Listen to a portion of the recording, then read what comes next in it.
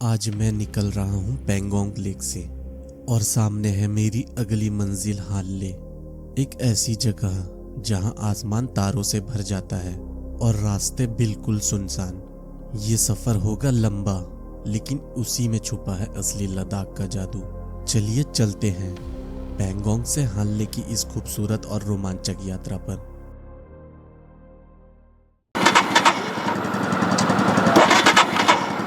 नहीं उठा रहा है। अरे ये हमेशा ऐसे कभी कभार है ना, अभी सवेरे एक ही सेल्फ में हो गया था। हाँ कभी कभार ऐसे करता है ये। सर थोड़ा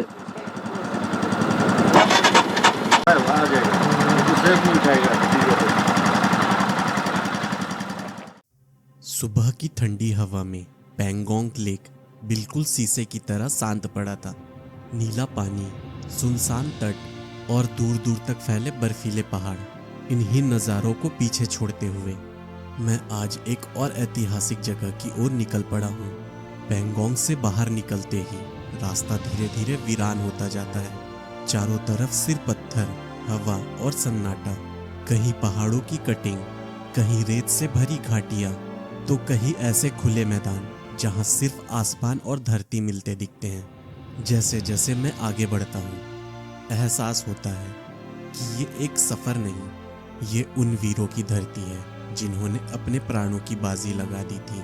थोड़ा और आगे बढ़ने पर हवा और ठंडी और माहौल और गंभीर हो जाता है। खामोशी इतनी गहरी कि ऐसा लगता है मानो पूरा इलाका आज भी उन शहीदों की कहानी सुना रहा हो। और आखिर इन वीरान पहाड़ियों के बीच तिरंगे की छाया में खड़ा वो स्थान दिखने लगा, वो जगह जहां 1962 में भारत के वीरों ने आखिरी सांस तक लड़कर इतिहास रच दिया था। और हम पहुंच गए रिजांगला वॉर मेमोरियल,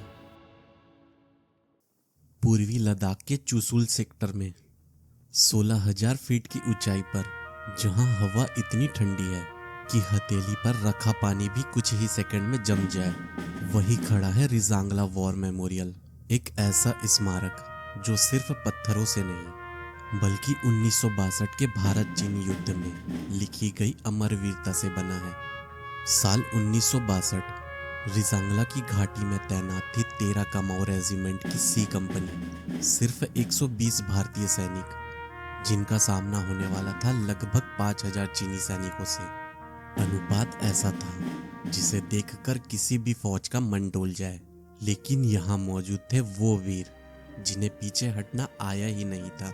नेतृत्व कर रहे थे मेजर शैतान सिंह, एक ऐसा योद्धा जिनका नाम भारतीय इतिहास में स्वर्ण अक्षरों में लिखा गया है। रात ठंडी थी, बर्फ लगातार गिर रही थी, गोला बारूद सीमित था पर मनोबल असीमित। जैसे ही हमला शुरू हुआ, भारतीय सैनिक चट्टान की तरह मोर्चे पर डटे रहे। उन्होंने हर दिशा से आए हमलों का सामना किया और 1300 से अधिक चीनी सैनिकों को मार गिराया। 120 में से 114 भारतीय सैनिक शहीद हो गए। हर आखिरी गोली और आखिरी सांस तक लड़ते रहे। मेजर शैतान सिंह ने अपने जवानों को कभी अकेला नहीं छोड़ा। उन्होंने अपने प्राण मातृभूमि को समर्पित कर दिए।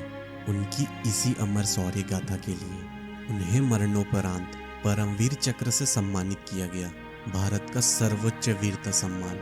आज रिजांगला वॉर मेमोरियल उन्हीं वीरों को नमन करता है जो अत्यधिक ठंड, गोला बारूद की कमी और दुश्मन की विशाल सेना के बावजूद अब तक की सबसे महान और कठिन लड़ाइयों में से एक लड़कर अमर हो गए। यह स्मारक सिर्फ एक जगह नहीं, ये उस गर्व की अनुभूति है कि भारत की सरहदें ऐसे वीरों के हाथों सुरक्षित है।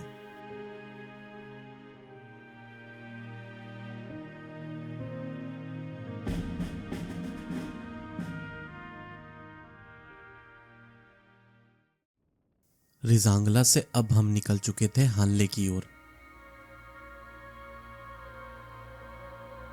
लद्दाख के ऊंचे पहाड़ों के बीच 4,500 मीटर की ऊंचाई पर बसा है हानले, एक छोटा सा गांव, लेकिन अपनी खामोशी में छुपाए हुए ब्रह्मांड की सबसे बड़ी कहानियां।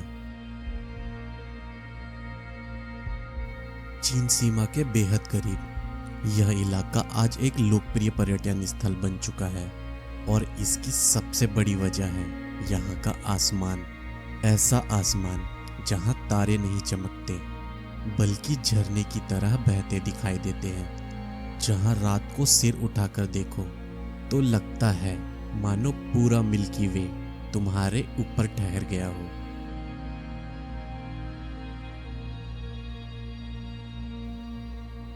यही कारण है कि इसी गांव के ऊपर स्थित है भारत की प्रसिद्ध एस्ट्रोनॉमिकल ऑब्जर्वेटरी, एक ऐसी जगह जहां ब्रह्मांड को समझने की कोशिश की जाती है, जहां वैज्ञानिक उन तारों को देखते हैं जिन्हें हम सिर्फ कहानियों में सुनते आए थे। वैज्ञानिकों ने हानले को ऑब्जर्वेटरी के लिए चुना। इसके कई कारण थे। यह एक रेन शैडो एरिया है जहां बादल और बारिश लगभग ना के बराबर होती है। यहाँ की हवा साफ, स्थिर और पतली है, और सबसे बड़ी बात, यहाँ लगभग शून्य प्रकाश प्रदूषण है, यानी रात का आसमान अपनी सबसे सच्ची और खूबसूरत शक्ल में दिखाई देती है। इसलिए कहा जाता है कि अगर जिंदगी में एक बार तारों का असली जादू देखना है तो हानले जरूर आओ। लेकिन यहाँ एक बात कई लोग नहीं जानते, हानले की एस्ट्रोनॉमिकल ऑब्जर्वेटरी में पर्यटक तारों को नहीं देख सकते। यह ऑब्जर्वेटरी रिसर्च के लिए है और बेंगलोर से रिमोट कंट्रोल के जरिए चलाई जाती है। पर हाँ, इसे समझने और देखने के लिए लोग यहाँ आते हैं, और यह अनुभव अपने आप में बहुत अनोखा है। हवा की सरसराहट, पहाड़ों की खामोशी और आसमान का अनंत विस्तार। हानले सिर्फ एक जगह नहीं बल्कि एक एहसास है, जहां रातें आसमान से बातें करती हैं और दिन पहाड़ों की कहानियां सुनाते हैं। यही है लद्दाख का छुपा हुआ रत्न, हानले विलेज।